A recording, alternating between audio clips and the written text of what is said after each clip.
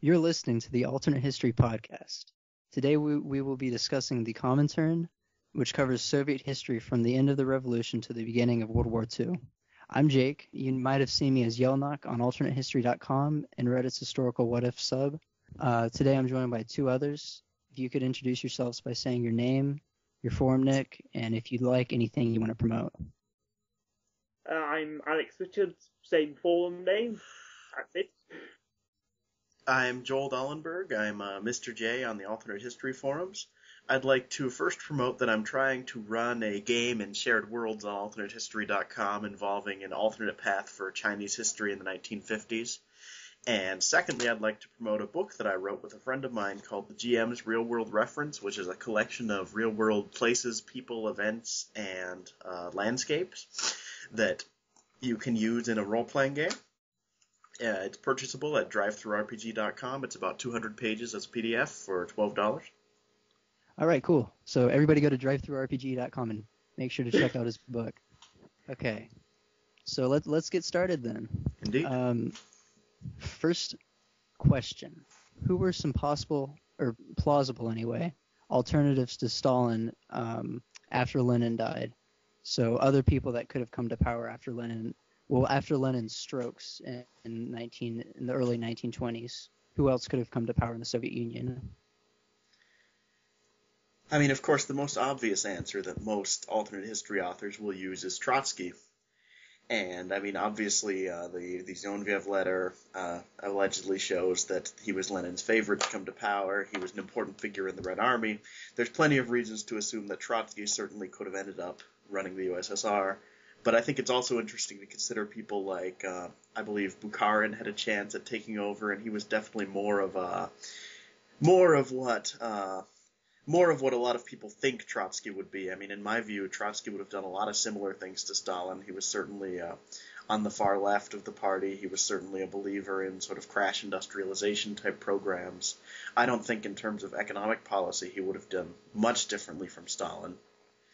And so someone like Bukharin, who might have continued the new economic policy, is more interesting in my view. But I honestly don't know too much about all the alternatives. Those are really the only two I can think of. Yeah, I mean, really, those are the only big two, really. I mean, if you look at Lenin's testament, he had 6 key figures in the Bolshevik Party, which he was sort of considering in this testament, and which you could refer to as the people he believed could theoretically take over the party. Of those, you've got Stalin and Trotsky are 2 of them. One of them, Pyatakov, I honestly can't find anything else about it. Bukharin was a 3rd one as well. And then the only other 2 in there, you had Pyatakov, who seemed to have just completely vanished into the background within a year or so after that. And then you have Kamenev and Zinoviev. Oh, yeah. And, of course, at the time, what you've got is that they apparently seemed to be increasingly nervous about how much power Stalin was beginning to accrue to himself, and were looking at ways to try and bring him back down to their level as sort of 3 equal partners in let's face it, a faction in the Bolshevik Party, rather than Stalin being on top. But then, of course, Trotsky then used this point to attack Stalin and Kamenev and Zinoviev on their economic policies, because they were still continuing with the new economic policy at this point in time, and that caused them to close ranks and basically turn on Trotsky. So, for those 2, I'm really not too sure about them. They seem to be the kind of people who I think they'd probably be quite crucial in the early 20s to get the support of. But I'm not sure if they've really had the drive to sort of push for the leadership position themselves. Otherwise, as you said, Trotsky, he was even more of an opponent of the new economic policy than Stalin was. I mean, he basically wanted to tear it to shreds virtually from the moment it was introduced.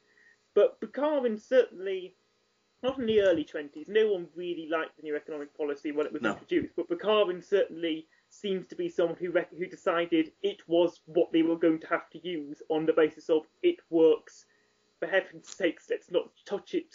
Don't change anything because it will probably just cause the whole country to collapse. And I mean, I guess there is also the possibility, it sounds like, then of a sort of more oligarchic form of rule, a ruling council essentially of people who were not necessarily equals, but none of them was the supreme leader in the way that Lenin or Stalin was. I mean, that's certainly an interesting possibility. I'm not entirely sure what sort of policies would have come out of it. It really depends on who would be on top at each particular moment. But how possible do you think that would be, that instead of a single leader taking charge, a sort of ruling council ends up as sort of almost a regency council for the revolution after Lenin's death? Well, I think the irony there is that in many ways, with his testament, that's exactly what Lenin was actually telling the Bolshevik Party they should be going for. If you look at it, he basically sets out these 6 people, Stalin, Kamenev, Zinoviev, Pyatakov, Bukharin, and Trotsky, and basically just goes through and says some good things about them, and then completely slams them on a key character aspect of them. It's like so Stalin he criticizes for being too eager to be too brutal. Trotsky he feels is too brash and sort of isolates himself too much. He basically the conclusion he basically seems to have come from is that none of you are big enough to step into my shoes on your own, which potentially he underestimated Stalin, but possibly only in terms of ambition. Yeah. Although then again, it could be exactly because he hadn't underestimated Stalin's ambition that he was trying to do this. Yeah, the term Regency Council to describe an oligarchic form of government to succeed Lenin kind of would seem to suggest that at some point somebody's going to come to the forefront and become, if not an alternate Stalin, then the real leader of the Soviet Union after the 1920s. So I feel like regardless of who comes to power, somebody eventually is going to become supreme leader. That, in a sense, the idea of an oligarchic council at this time and in this system is inherently unstable. I could certainly go with that. Although, on the other hand, if you look at, I mean, this is a bit out of our topic for this episode, but if you look at the Soviet Union in the 1970s, say, you can argue that there's a troika of power there between the party head and the head of the KGB and the head of the army, and that none of them is really able to completely call the shots because they have to fear a military coup or a KGB coup or other operation.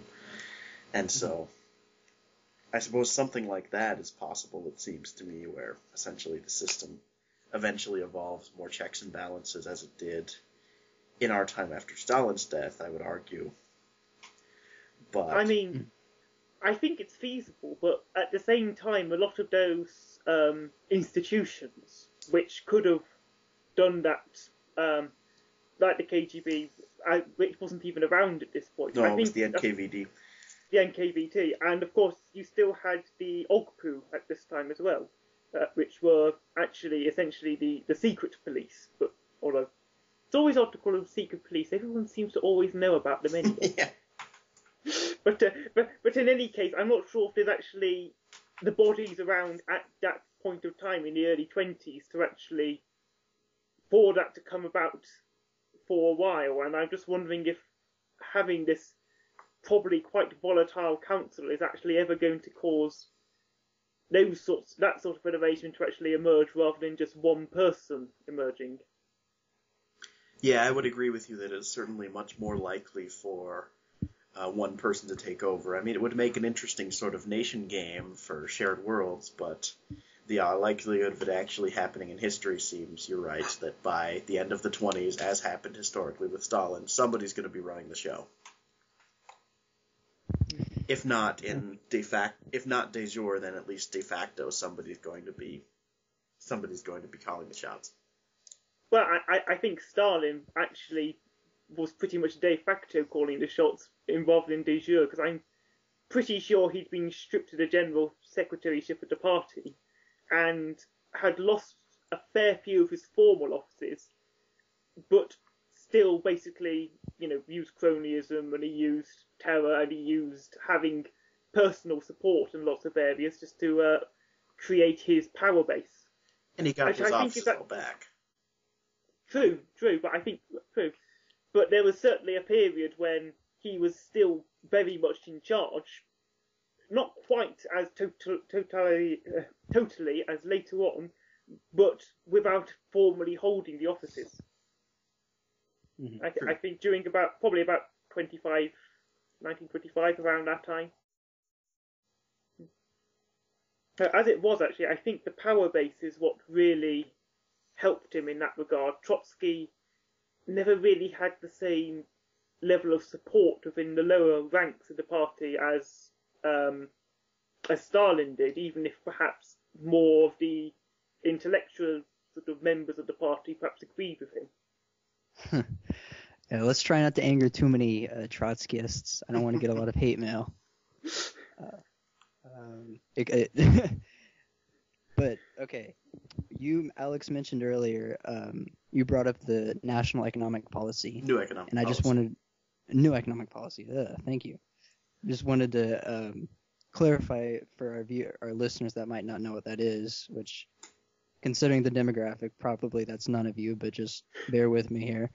That was it was essentially state capitalism instituted by Vladimir Lenin for I think 21 through 28.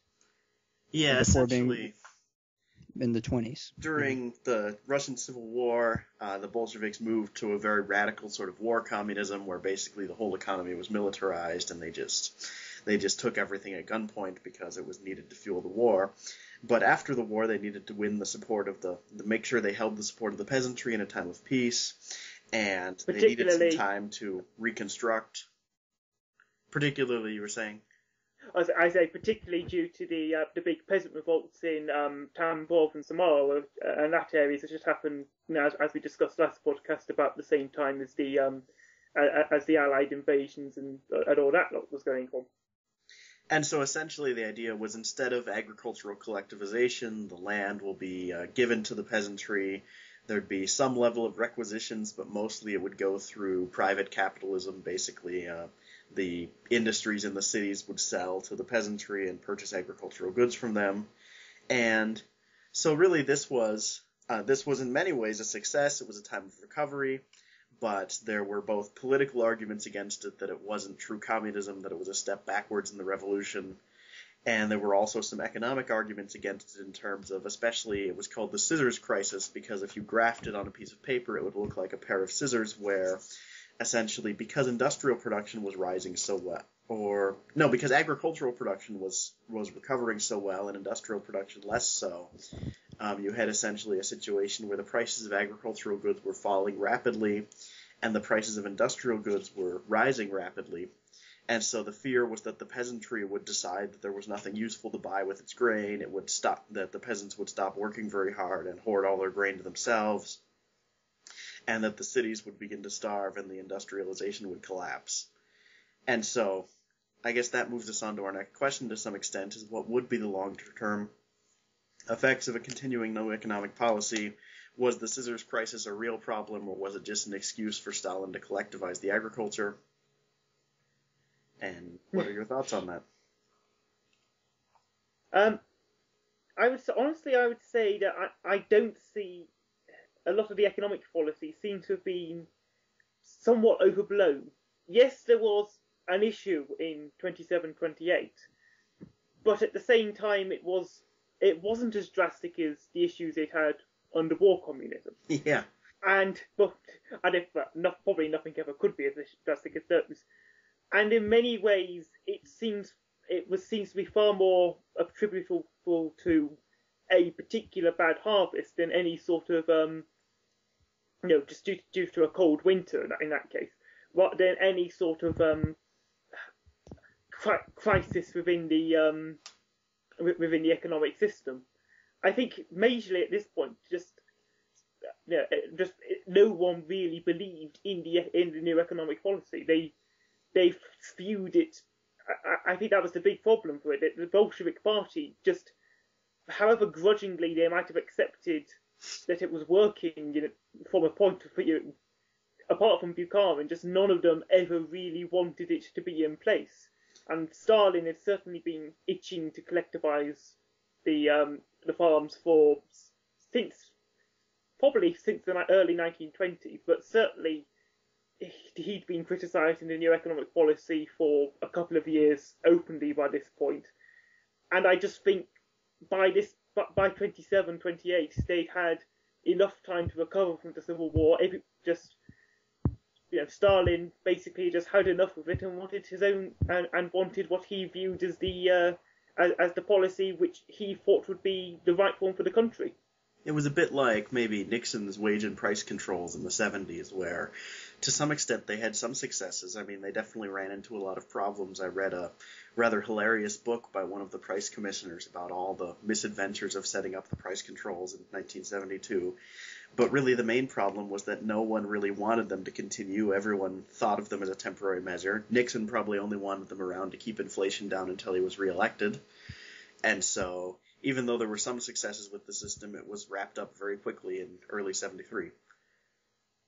And in a sense, I think that's a similar thing where nobody ideologically believed in the system.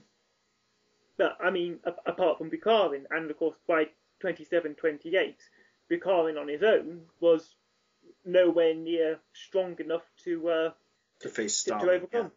Yeah. That does tie together.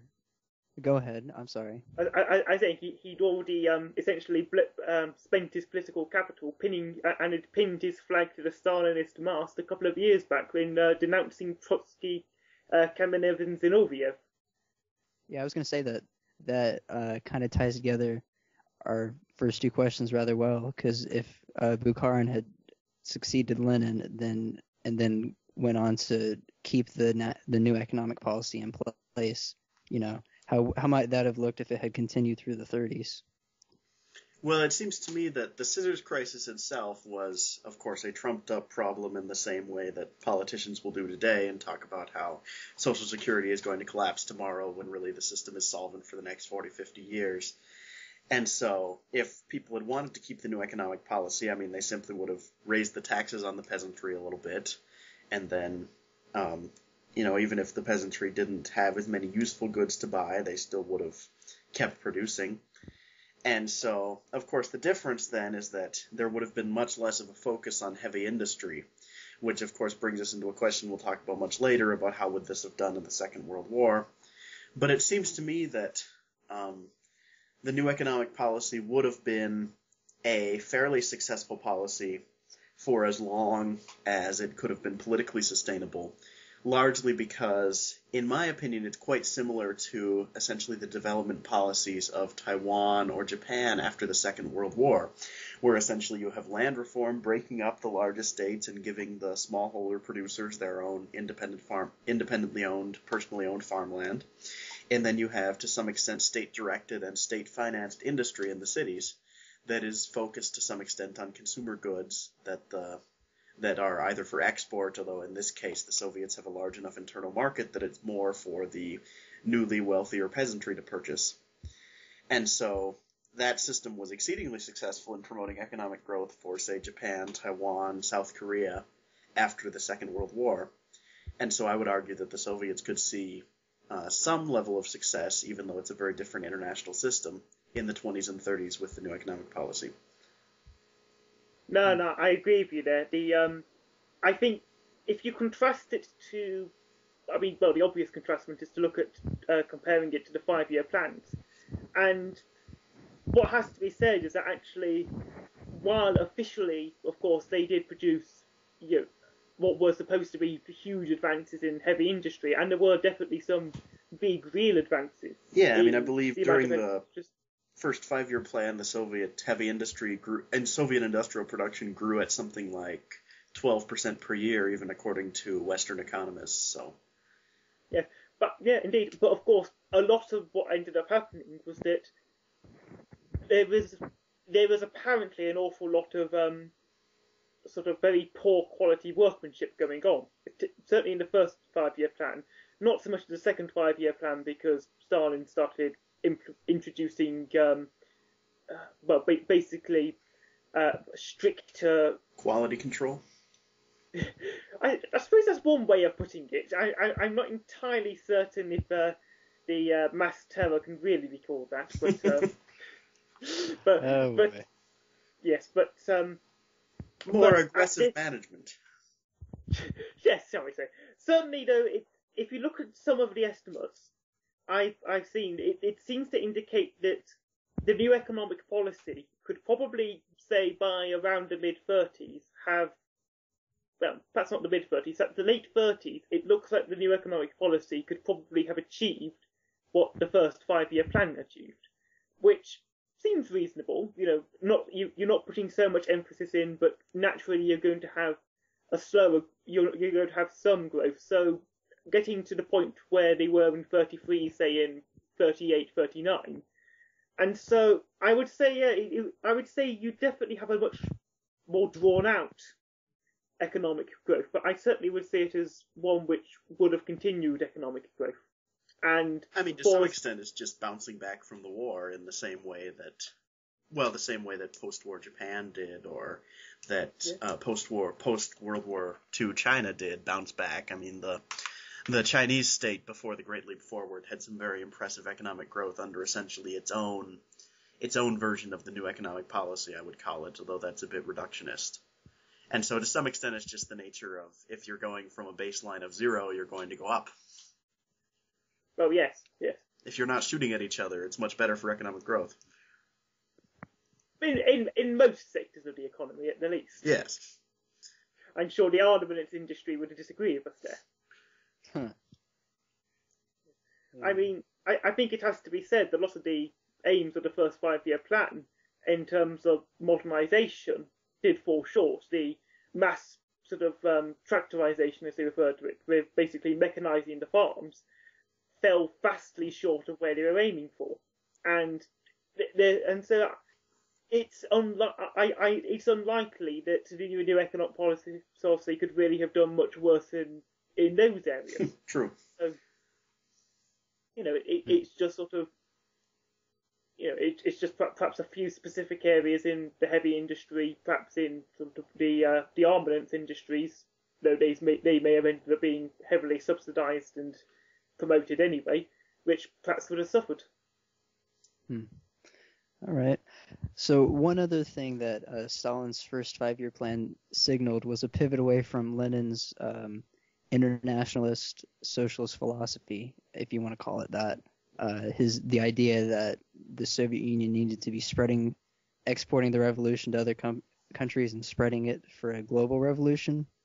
And then, of course, Stalin was more focused on building up the Soviet Union as a communist nation. Socialism in one country, yes. Exactly. So where do you guys think socialism could have spread between roughly 1920 and the start of World War II under the Third International, which is, of course, another name for the Comintern, the Communist International? You guys have any thoughts?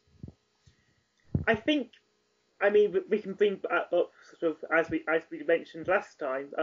Germany, for example, if you've got less control from Moscow through, say, Bukharin, or if you've just generally just different policies. I mean, a lot of this is somewhat outside the scope of today's topic, but I think Germany is a reasonably good candidate for a socialist or communist takeover in the 20s or the 30s. I mean, really, with the economic situation which was going on there, it was either going to take a hard swing to the left or a hard swing to the right, and I think there's scope for either one to happen, as a general statement. Beyond that, sort of Italy again, possibly. I mean, that's a bit less likely in Germany. They didn't have quite as many of the same hardships. Spain is also a possibility, yes. I think, but I suppose the Spanish Republic was almost halfway there in terms of going sort of quite leftist, abolishing the monarchy, things like that. But I'm not entirely certain about. I think a lot of that would then start depending on sort of the existence or alterations in some sort of in the Spanish Civil War. So that's, again, starting to get a bit outside the topic, but just as a general idea, Germany, Spain, Italy, those seem to be pretty reasonable candidates for a leftist or communist takeover. Well, and of course here is where Trotsky would shine, arguably, because he definitely, it seems to me, at least the pop culture interpretation is that he rejected the socialism in one country views of Stalin and argued for essentially a continued focus on exporting the revolution. And so, yeah, I mean, he was definitely more internationalist. The successes that the Comintern had at this time were essentially, as far as I can tell, aside from financing some large communist countries in places like France and to a lesser extent the United States and Britain, the largest success of the Comintern was essentially building puppet states in Asia. You had Tannu-Tuva, you had Mongolia, of course, that was taken over after the defeat of Baron Ungern-Sternberg in the Russian Civil War. And from what I've heard, the area of China, Xinjiang, was largely Soviet puppet. Yeah, it's the first East Turkestan Republic was very leftist in the 20s and 30s. Yeah, and was essentially a Soviet puppet state under Chiang Kai-shek. Yes. And I think also there was the I think the early Chinese Communist Party was quite heavily funded until the first Sino-Japanese War in the 20s. The first Sino-Japanese War was in 1930, or the first Sino-Japanese War was in the 1890s, and I believe wouldn't be that one then, but certainly it was perhaps the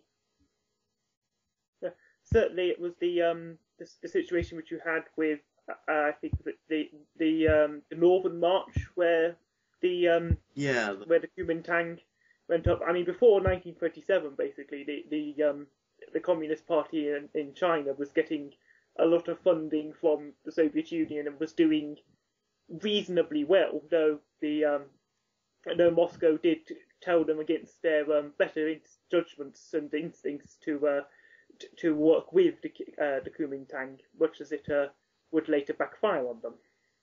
So I suppose that is to me the largest opportunity, is essentially Soviet influence, either military or political and financial, in China. I mean, with the chaos of China at the time, it seems to me that a Soviet Union with a strong internationalist line that sort of threw its support wholeheartedly behind the Chinese Communist Party could cause some large-scale effects in Chinese history, maybe an earlier communist takeover. Or at least a partial Chinese communist takeover. Or at least an expansion of puppet states. I mean, they could maybe take over the area that was in our time run by Xibei Sanma, the Western Kingdom of Three Ma's. Yeah, or Manchuria, of course. Manchuria, yes, although that was Japanese run, but there's a possibility of a Soviet-Japanese war, I suppose, though that would be a whole other topic. Indeed. But and also perhaps the area which was Shaanxi or Shaanxi. Yeah, Shaanxi. Yes, yes, but which where of course Mao eventually ended up around Xi'an. So certainly there's scope for a whole series more puppet states up in the on the northern limits of the of what had been the Chinese Empire or the Chinese Republic. Yeah, I mean, does anyone else think there's any possibility of Soviet successes in, say, Latin America at the time? I mean, from what I've heard, there was a fairly strong left-wing movement in Brazil at the time. Although I don't know how much that could actually be influenced by the Soviets. It's a long way away, and it's in sort of the U.S. sphere of influence at the time, definitely. But I guess thinking of Soviet successes beyond its immediate borders. I'm not entirely certain if the Soviets could have really projected power and influence into the Americas. No, it's a bit early for that. This early on. I mean, I think there were a lot of leftist movements over there, but if you look at the Third International, the Comintern, most of them seem not to have really paid much attention to it. It looks very much more like very much a European movement with the US and some Asian groups, with perhaps the occasional small movement over in Latin America. I think the bigger leftist movements, which might have had more chance of success, seem to have been basically independent of the Comintern, but not really sort of receiving that much in the way of funding or influence from Moscow. But if it was perhaps a more internationalist and more inclusive Comintern led by Trotsky or Bukharin, perhaps they could have been involved in the Comintern, is what I would argue. It's arguable that perhaps they might have been involved in the Comintern, yes, and certainly if you had a leftist state emerge in South America, they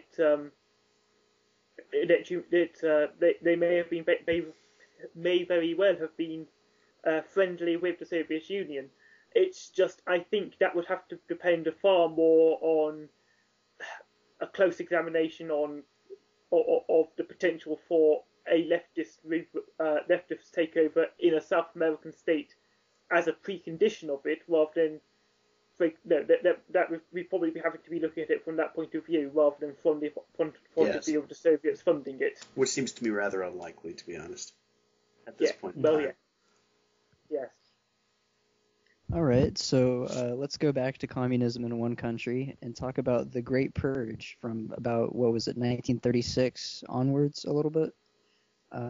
How did this affect Soviet preparations for World War II? How would it have affected preparations had the Great Purge not happened? I guess is the question. Yeah. Was there actually any reason for the Great Purge besides Stalin's paranoia? Could someone like Marshal Tukhachevsky have tried to stage or succeeded in staging a military coup if the Great Purge hadn't happened? Honestly, I think to be honest, the most likely situation for Tukhachevsky starting a coup would basically be because the Great Purge has started to happen, and that he suddenly sees that Stalin, from his point of view, seems to have gone completely off his rocker in terms of just persecuting movements which don't exist and basically shooting anyone who disagrees with him, and that launches a coup in of itself. But also, yes, which is unlikely, mainly because Stalin would probably have shot him in the early stages of any sort of preparation for that. I don't think Tukhachevsky, he doesn't seem to have really been, but to be honest, no one really seems to have been anywhere near the sort of levels of planning against Stalin as Stalin was accusing them of. I mean, there were probably opposition groups, there were probably some groups who didn't like Stalin, but I don't think really, sort of up until 1936, there was any widespread, large-scale sort of movement to try and oust him from power by this point. I mean, he's already essentially neutralised the power of all the big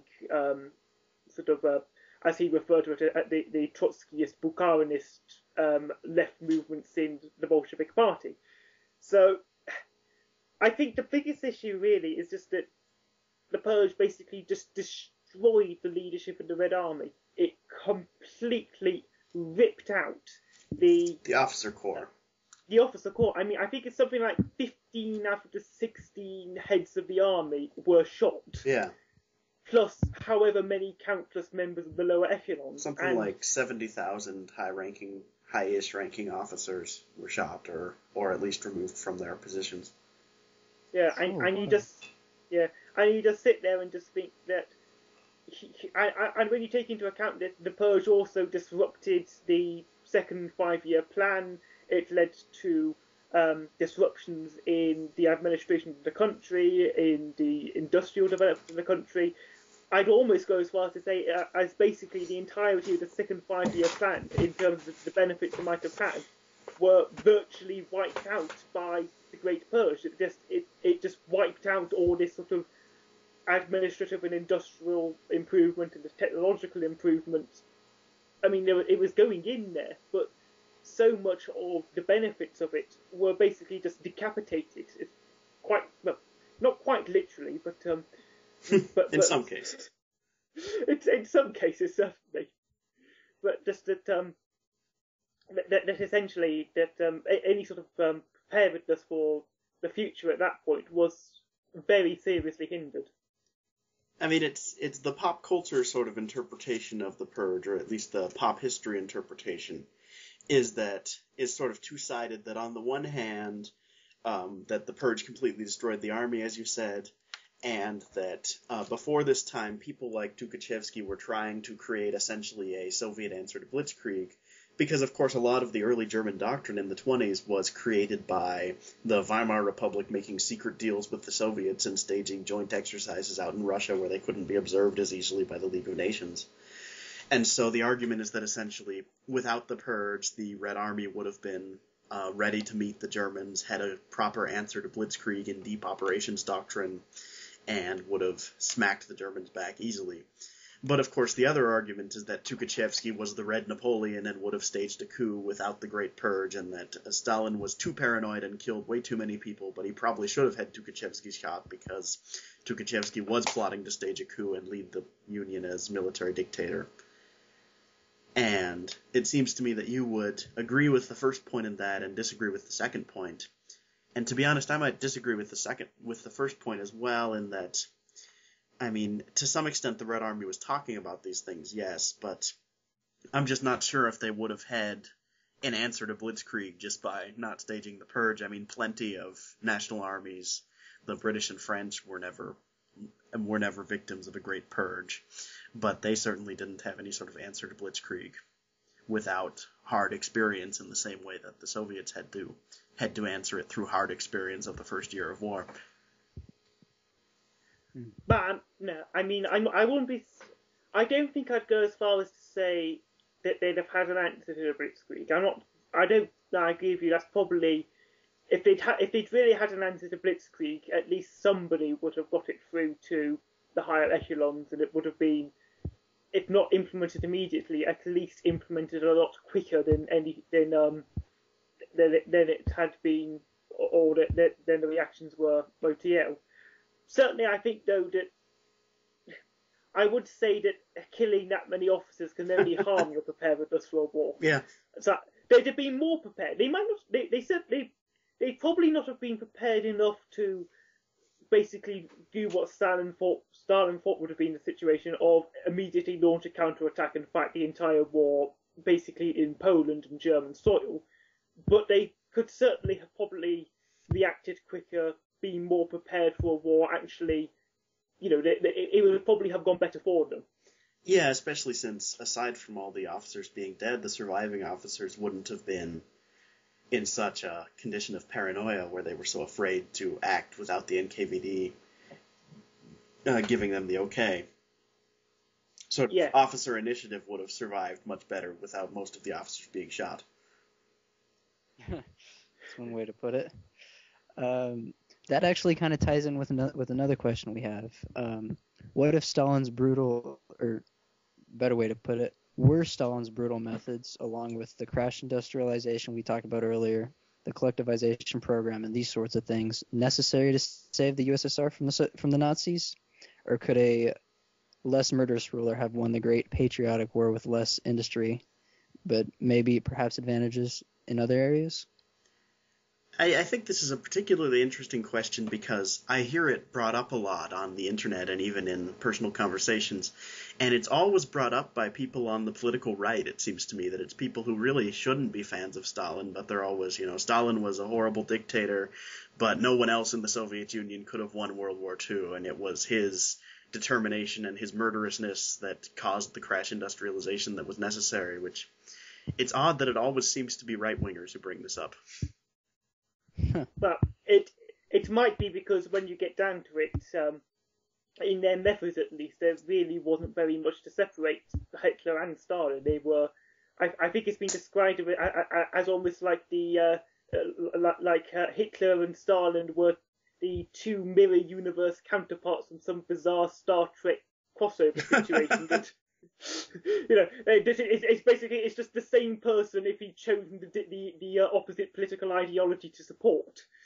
But I think, like I said, I reckon most of the second 5-year plan was basically wiped out by the purge. A lot of the beneficial effects of it, and a lot of the beneficial effects which could have emerged from it were cowed by the lack of initiative which people were willing to show, and sort of the fear which people had of basically appearing as an individual person and not as essentially just an autonomous arm of the greater Soviet sort of state and the Bolshevik regime, and essentially of Stalin himself. So I think also has to be recognised here is that, quite frankly, the Nazis, we have to come up with this point that actually there was nobody other than that really not Hitler was one of these people who managed to overestimate his own capabilities so frequently and so enormously that I don't think anybody could really have not have stopped. But I think it would be virtually impossible for Hitler's or Hitler's goals to actually be realised as he wanted them.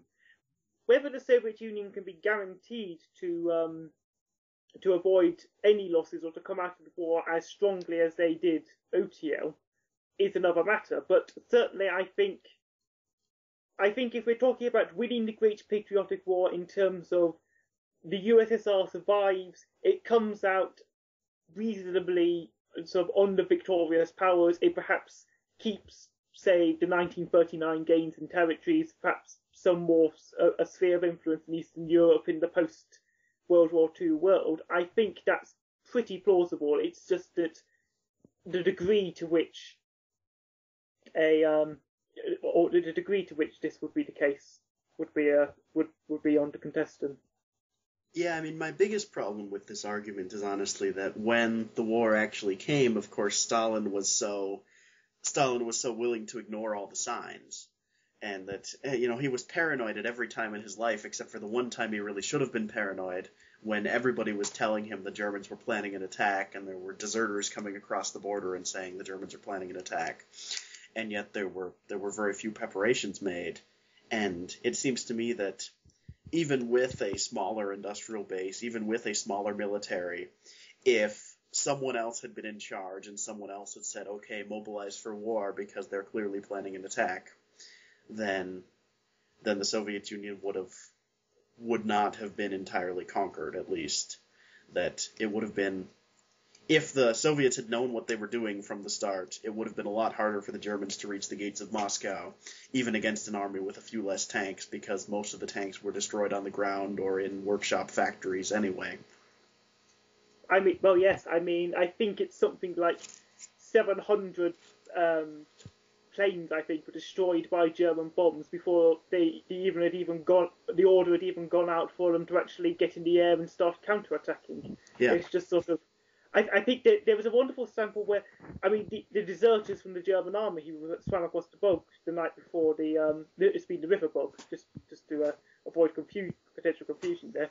But the deserters who swam across to warn the Red Army on the other side were shot rather than being listened to.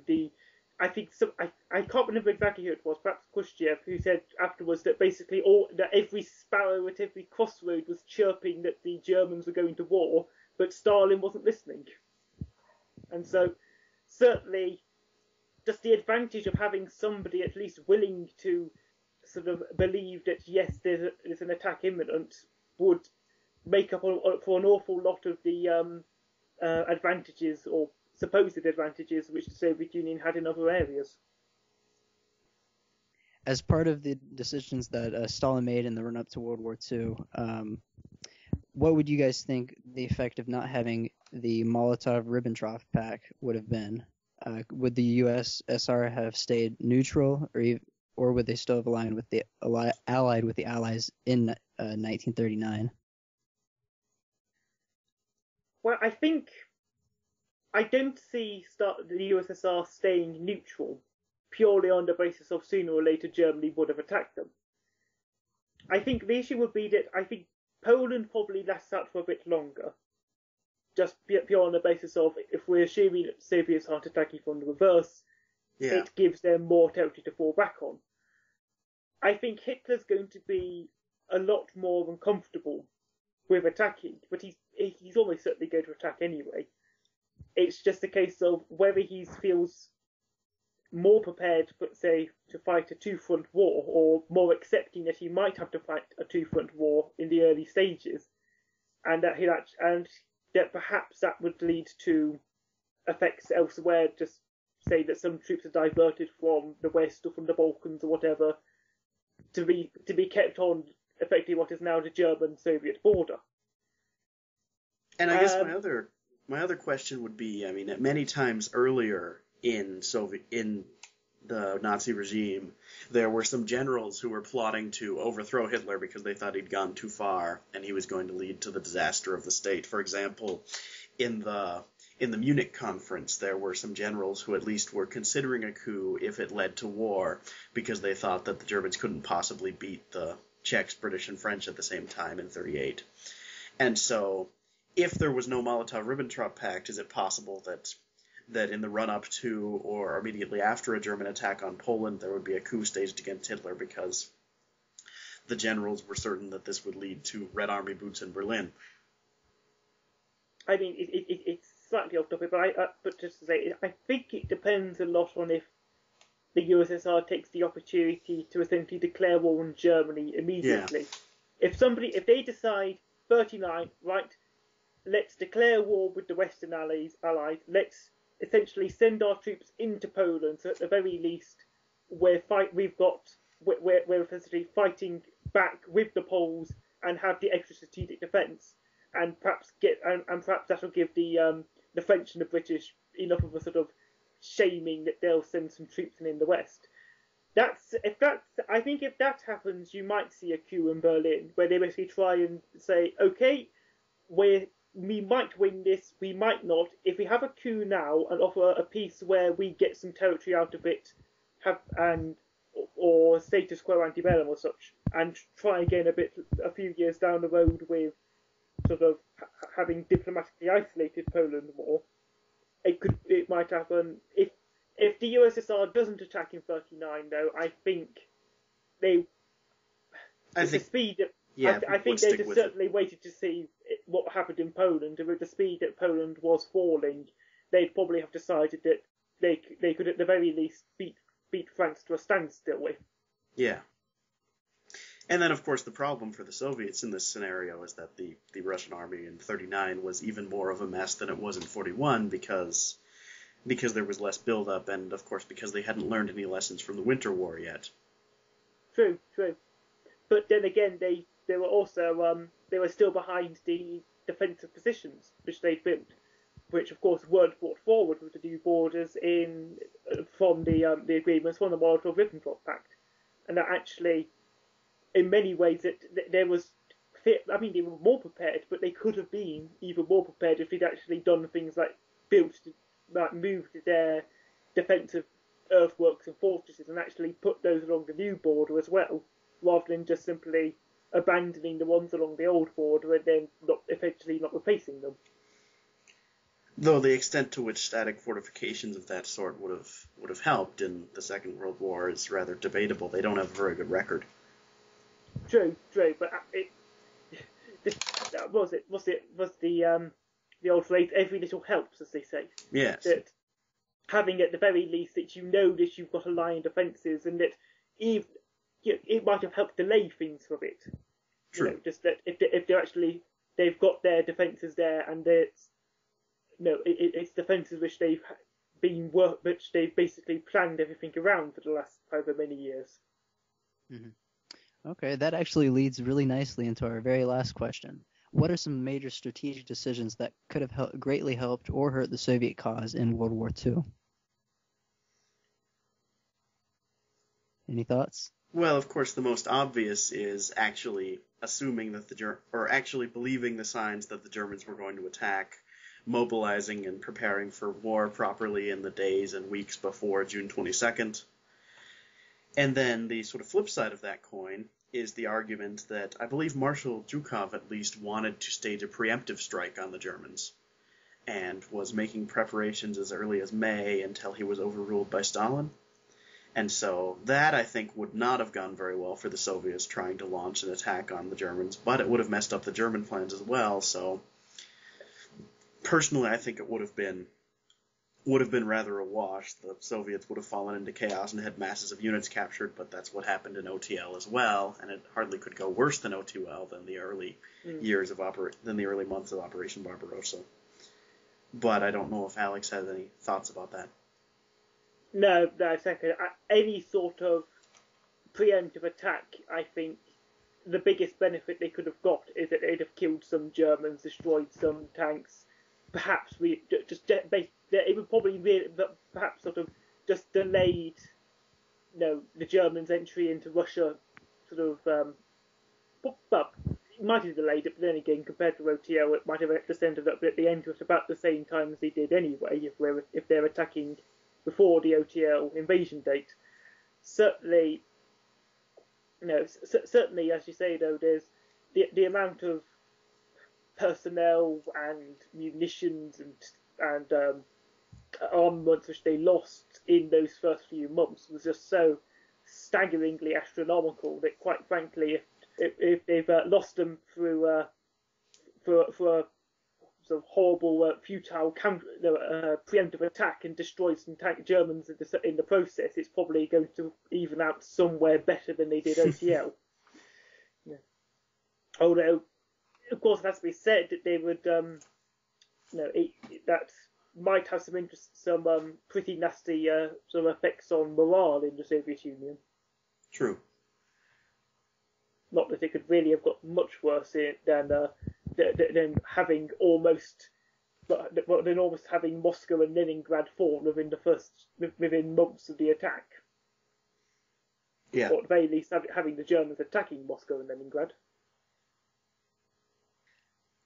In terms of strategic decisions, I mean, there were definitely Soviet operations that failed spectacularly, and a lot of those were kind of covered up by the official histories afterwards and have only been found out long after the fact here in the West.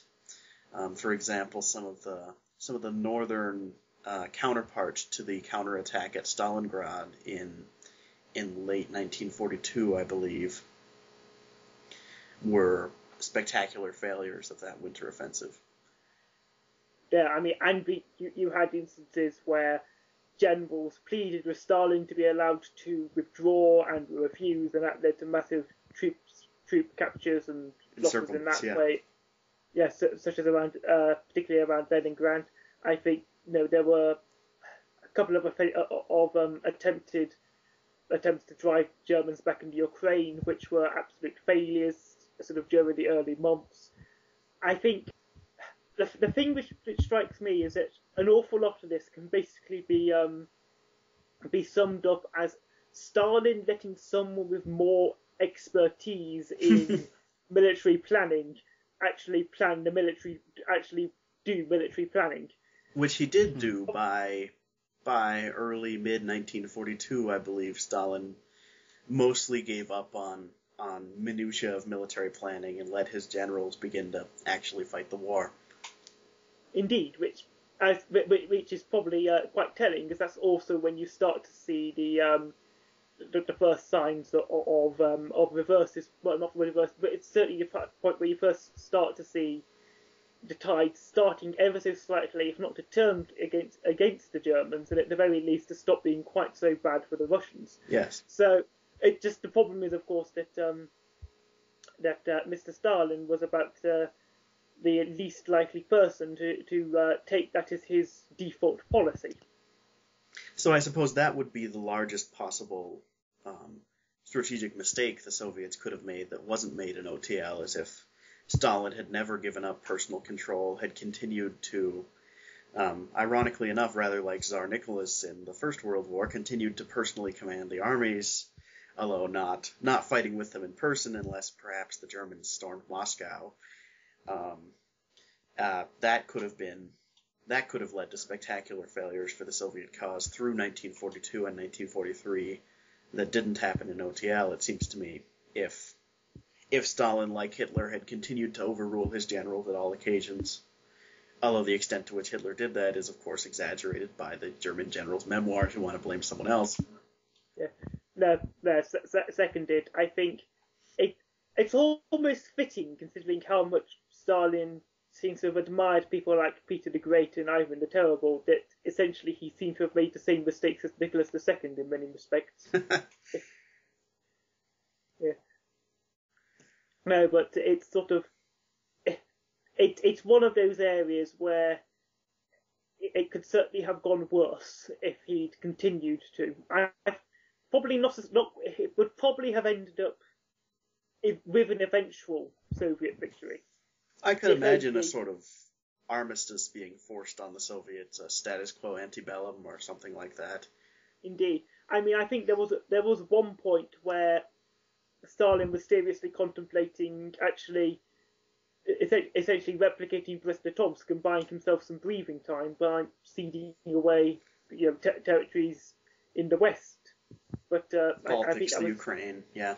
The Baltics, the Ukraine as well, and just sort of banking on getting a bit of a breather and then attacking again. It's just whether Hitler would have gone for that, though, is debatable too. Whether he'd have gone for that, and whether Stalin would have been able to survive politically in such a circumstance, or if he'd have ended up sort of effectively finally finding that there's only so far that terror can take you, because once you've completely proven your incompetence and lost all of the good capital which you've been basing sort of any fragments of popular support for your regime on, it's sort of Molotov or Beria is going to throw you out. Yes, or perhaps it might be best to go essentially to leave the field through a graceful suicide, say based or death from health issues, before you find yourself basically getting the rough end of the stick. True. Okay, I think this is a pretty good place to end. What do you guys think? Yeah. Okay. And next episode, we will be talking about Soviet history post-1945 up until 1991 and the alternate possible outcomes and twists and turns of the Cold War. Right. All right. So make sure to check in for that. One more time, Joel, what's the name of your book? If you could give that to us GM's again. Real World Reference. All right. Check that out. Yeah, for sure. So see you guys next time. Oh, and one last thing. If you're listening to this and you're not on YouTube, because if you're on YouTube, there's going to be links all in the description. But otherwise, you can watch the other or listen to the other podcast at alternatehistoryinquirer.blogspot.com. So make sure to check that out also, and have a good day. Bye. Bye. Bye.